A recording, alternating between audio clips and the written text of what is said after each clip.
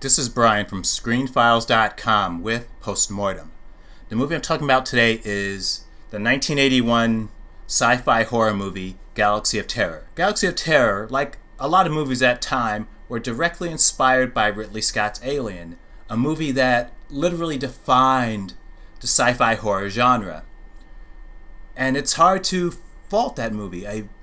I mean, the design is gorgeous by H.R. Giger. The direction is taut. Nothing in that movie doesn't need to be there. Not a lot of fat at all. And sure, the science is pretty terrible. I mean, what spaceship would have so much dripping water on it? And so, it inspired quite a few movies. Some of those movies pretty bad. But Galaxy of Terror, directed by B.D. Clark, came around in 1981. And for my money, it's one of the better Alien knockoffs. While it takes the Alien concept, spaceship journeys to a planet, encounters all sorts of weirdness, people die in strange and horrific ways, but it does interesting things with the concept. And that's, I guess, why I admire it so much. It has Edward Albert, Erin Moran, Ray Winston, I don't recall his name, but it has him in it, and it's such an enjoyable movie, which isn't to imply for a moment that's a perfect one, because it's not. I mean, there's what I like to call the worm rape scene, which is so gratuitous and so unnecessary and just so icky, and not in a good way. It should never have been in a movie. Another issue with the movie, and again, I love this movie, I think it's great, but as I said, it's not perfect. And one of those reasons why is that the theme doesn't really make sense, in that on this planet, there's this pyramid, which is there for the purpose of training the children of aliens, which you never meet, which is cool because you don't need to. These aliens have long ago died off, left, they're not there.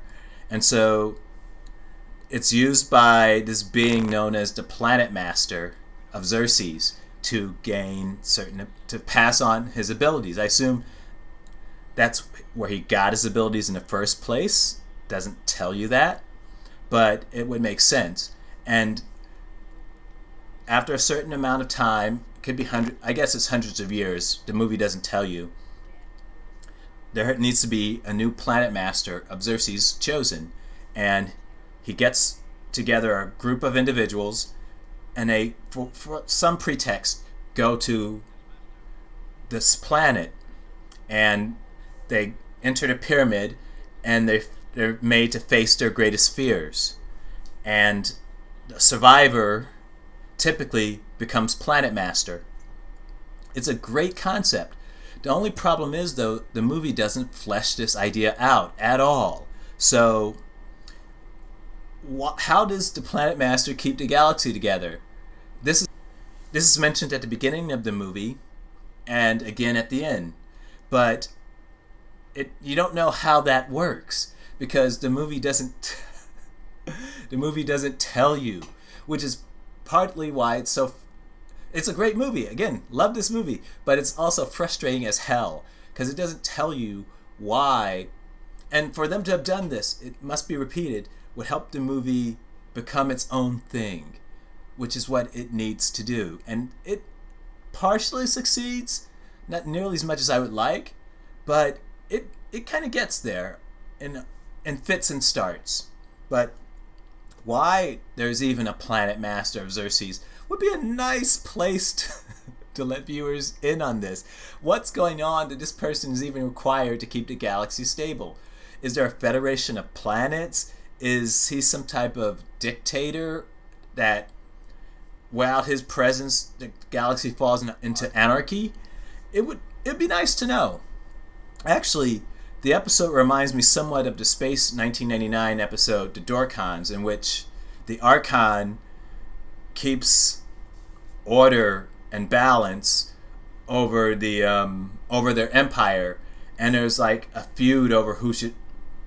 The Archon's on his last legs, and there's a feud over who should become the next Archon. That sounds like what Galaxy of Terror meant to do, but the episode Space 1999 fleshed out the concept more, and that's kind of needed here. It's hard to know. You see things happening, but the movie doesn't tell you why they're happening, which is frustrating. Another irritant about the movie is that it doesn't stick to its own mythology. The movie posits the idea that this pyramid exists to... A children's game, Catherine. This pyramid is an ancient toy. A brilliant initiatory toy for the children of a vanished race to see their deepest fears and learn to control them. And how can you know this?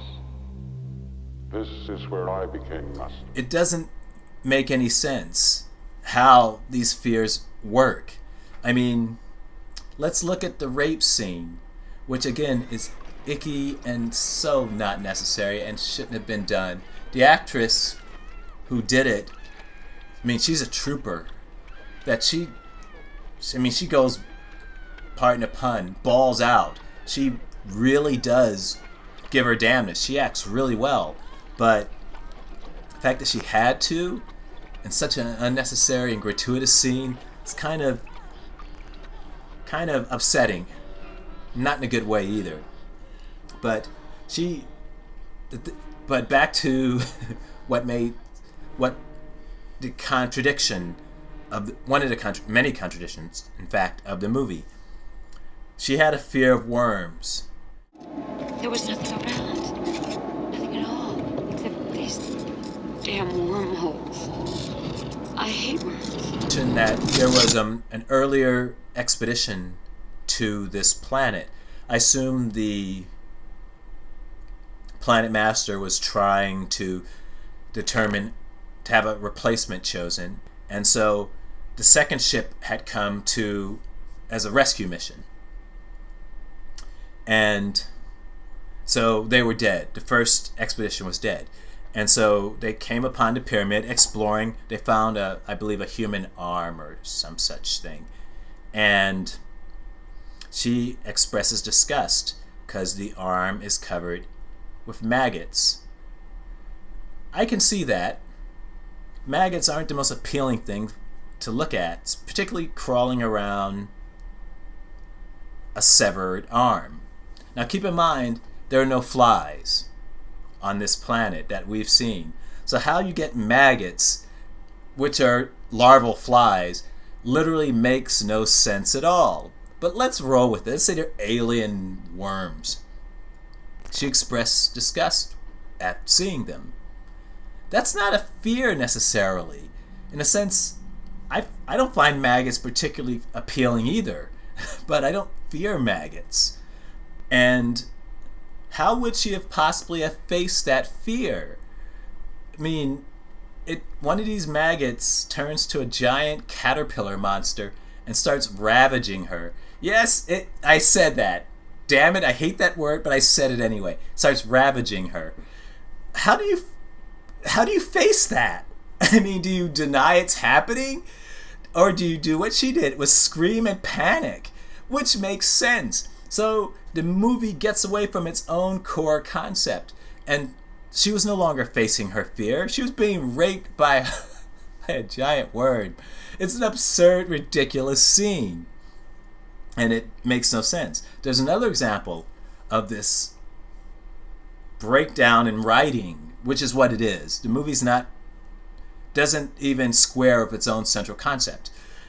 The commander of the mission, who's old and who doesn't think he belongs there, is going down this tunnel, rather down this shaft. Tunnel would be you walk through a tunnel, a shaft goes downward. He's going down this shaft, rappelling, and he's afraid, but he faces his fears, and he does it. And these tentacles come out of the walls and start like turning him into a human blood bag, essentially just attaching to him and sucking his juices out of him. Now, he was facing his fears. That he was on that mission. Well, the Planet Master ordered him. He didn't have a lot of say in that matter. But he faced his fears. He went down that hole, and he was killed for it. The whole concept of the movie is that this structure is designed to help those who go to it to face their fears and conquer them.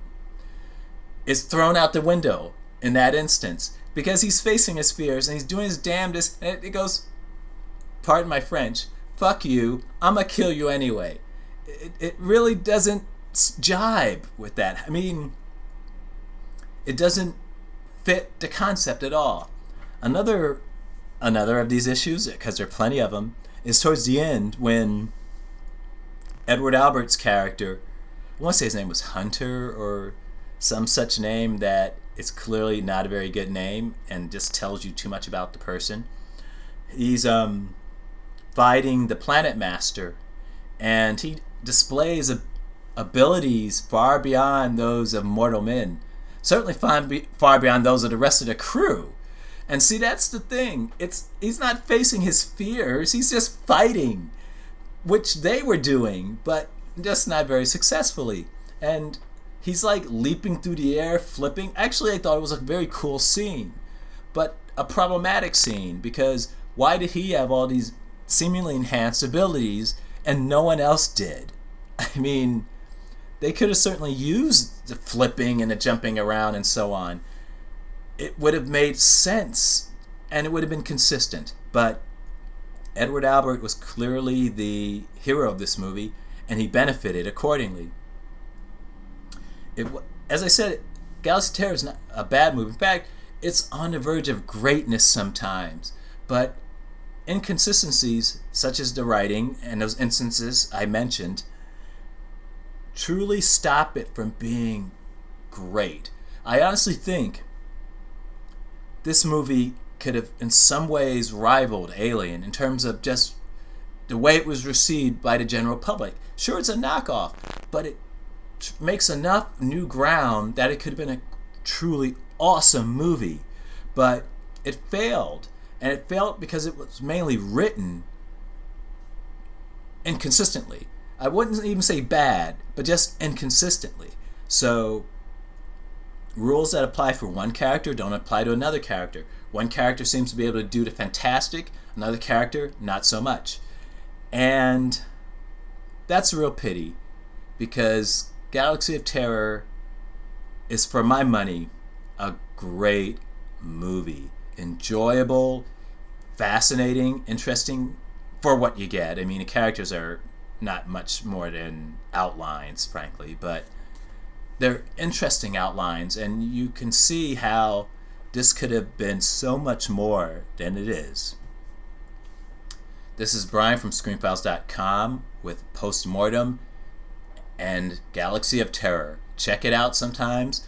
I think there's a full version of it on YouTube. It's awesome. Peace.